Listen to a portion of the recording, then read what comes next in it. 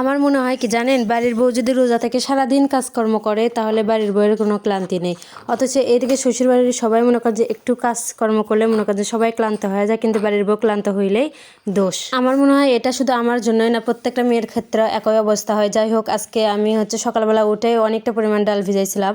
এখানে কিন্তু হাফ কেজির একটু কম ডাউল হবে, ওটা ভিজাইছিলাম। ভিজায় 2-3 ঘন্টা রেখে তারপর পাটায় আমি পিষে ফেলতেছিলাম। আর এদিকে আমি এটা ব্লেন্ডার করতে চাইছিলাম, আমার শ্বশুর শুয়েছিল, ওই জন্য আমি ব্লেন্ডার করতে পারিনি, তাই কষ্ট করে পাটাই বেটে নিচ্ছিলাম। এদিকে আমি সব একসাথে কিন্তু বেটে নিচ্ছি। আর এই ডাল বাটার সময় কিন্তু আমি কখনোই পানি ব্যবহার করি না, তাহলে কিন্তু ডালটা নরম হয়ে যায়।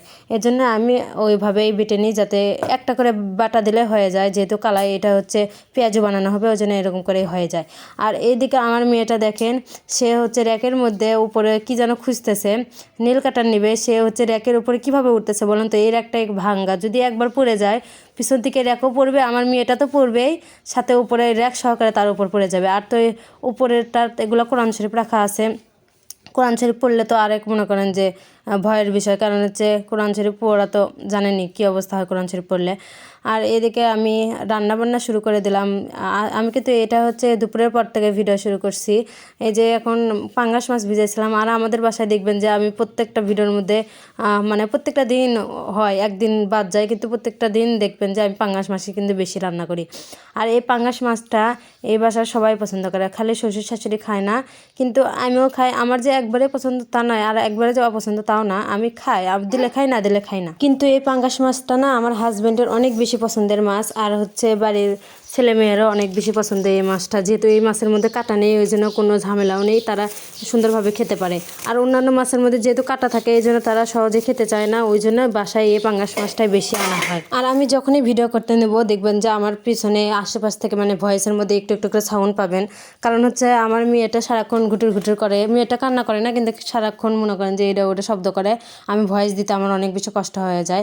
আর যাই হোক, এদিকে আমি পাঙ্গাস মাছগুলো ভেজে নিলাম, ভেজে রান্না করতেছি। আমি বেশিরভাগ সময় আমি ভেজে রান্না করি, আর আমার শাশুড়ি হলে কিন্তু ভেজে রান্না করে না, কারণ আমার হাজব্যান্ড ভেজেও খায়, আবার না ভেজেও দিলেও রান্না করে খায়। আর আমার যে ননদের ছেলে আছে, সে কিন্তু ভেজে খাইতে চায় না, এই জন্য আমার শাশুড়ি সবসময় ওই না ভেজে রান্না করে। কিন্তু আমার মনে হয় কি, ভাজে রান্না করলে ওই পাঙ্গাস মাছটা খেতে অনেক বেশি মজা হয়। আর এদিকে আমি পাঙ্গাস মাছটা ভেজে নিলাম। আর পাঙ্গাস মাছের যে তেলটা ছিল মানে ভাজার পরে, ওই তেলটা আমি দিয়ে তরকারি রান্না করবো। ভাবলাম যে তেল তো আর কেউ খাবে না, আমাদেরকেই তো পাঙ্গাস মাছটা খাওয়া লাগবে, যেহেতু শ্বশুর শাশুড়ি খায় না, তেলটা নষ্ট করে লাভ নেই। এই জন্য মনে করেন যে আমি প্রথমে ওই তেলটা এই মাছের থেকে একটু ঢেলে দিলাম।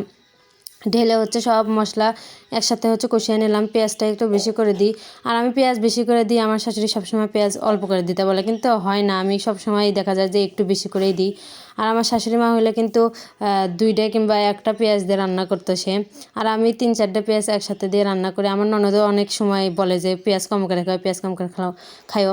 কিন্তু আমার কথা কি জানেন, এখন তো পেঁয়াজের দাম অনেক বেশি কম, তাহলে খাইলে সমস্যা কি, এটা বুঝি না। যখন পেঁয়াজের দাম বেশি ছিল তখন পরিমাণ মতোই খাইছি, কিন্তু এখন পেঁয়াজের দাম যেহেতু অনেকটা পরিমাণ কম, এই জন্য মনে করেন যে একটু বেশি করে দিতেছি। আর আমার হাজব্যান্ড পেঁয়াজ খেতে কিন্তু অনেক বেশি পছন্দ করে, তার জন্য কিন্তু এত পেঁয়াজ দেওয়া। প্রত্যেকটা মানে এইরকম খাবারে কিংবা ভাজি পেঁয়াজ খেতে কিন্তু আমার হাজব্যান্ড অনেক বেশি পছন্দ করে, এই জন্যই পেঁয়াজটা আমি একটু বেশি করেই দিই। এই যে এখানে আমি পাঙ্গাস মাছগুলো আস্তে আস্তে কষিয়ে নিচ্ছি। আর এই মাছগুলো কিন্তু বড় মাছ ছিল, মানে মাঝামাঝি মাছ ছিল অনেকটা। একটা মাছ পুরোটাই কিনে আনা হয়েছিল এই মাছের মধ্যে থেকে, তার আমার শাশুড়ি ভাগ করে দিয়েছিল এই কয়টা মাছ, তাই এগুলো আমি রান্না করে নিচ্ছি। আর এই মাছটা খেতে কিন্তু অনেক বেশি মজা হয়েছিল মাশাআল্লাহ। এরপরে আমি বড়া যে বেটে রাখছিলাম, বড়াগুলো আমি মেখে নেবো। এখানে আমি বেশি করে পেঁয়াজ দিয়ে রাখছি, পেঁয়াজের সাথে একটু কাঁচামরিচ দিচ্ছি, যাতে খেতে অনেক বেশি মজা হয়। কাঁচামরিচ দিলে কিন্তু তার একটা ফ্লেভার হয়। আর পেঁয়াজটা অনেক বেশি পরিমাণ দিছি। আর এখানে আমি সব আস্তে আস্তে এখন মেখে নেব। আর এই বড়াটা কিন্তু আমি সব সময় বানাই, আমার শাশুড়ি বেশি একটা বানায় না। বললাম না, আমার হাজব্যান্ড অনেক বেশি পেঁয়াজ খেতে পছন্দ করে, এই জন্যই দেখা যায় যে আমি পেঁয়াজটা বেশি করে দিয়ে বড়াটা মেখে নিই। আমার শাশুড়ি কিন্তু পেঁয়াজ অনেকটা পরিমাণ কম খায়, সে কিন্তু এই বড়া যতটুকু বড়া নিছি এর মধ্যে কিন্তু একটা পেঁয়াজ দিত, কিংবা খুব বড় যে হইলে 2টা পেঁয়াজ দিত, কিন্তু আমি এখানে বড় বড় 5-6টা পেঁয়াজ দিয়ে ফেলছি। আর আমার শাশুড়ি মা বলতেছিল যে এত পেঁয়াজ দিও না, অল্প করে দিও। তা যেহেতু তার ছেলে বলছে ওই জন্য কিছু একটা বলে না। এরপর দেখেন আমার শাশুড়ি ডাউল রান্না করছে। এই ডাউলটা কিন্তু সে না ধুয়ে রান্না করে। বলেন তো এরকম করে ডাউল খাওয়া যায়? আমি কিন্তু কখনো এইভাবে না ধুয়ে ডাউল খাইনি। আজকে আমার শাশুড়ি রান্না করে, প্রত্যেক টাইমে এইভাবে রান্না করে। আমি তো মাঝে মাঝে বলি যে আপনি ধুন না কেন ডাল। যাই হোক, আজকের ভিডিওটা এই পর্যন্ত। কেমন লাগলো অবশ্যই কমেন্ট করে জানাবেন। সবাই ভালো থাকবেন। আল্লাহ হাফেজ।